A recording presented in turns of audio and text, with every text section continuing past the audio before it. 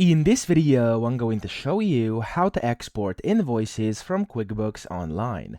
Now, the first thing you have to do, you want to go to the left panel over here and you want to click on Reports. Now, this is going to open up your standard reports, and then you want to go to the top here where it says type report name here, and you want to type in invoice.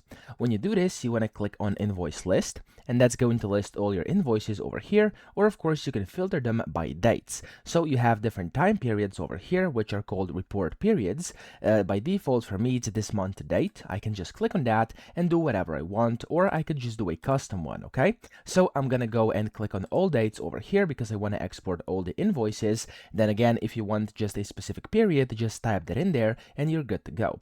Now, whenever you do that, you'll see all the invoices are gonna pop up. Again, the invoices which you want to export.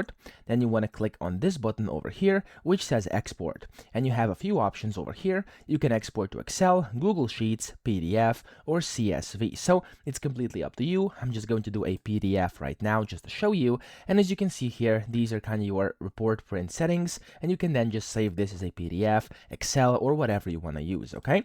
So that's how to export invoices. I hope this video helped you out. If it did, please subscribe to the channel and help me out as well.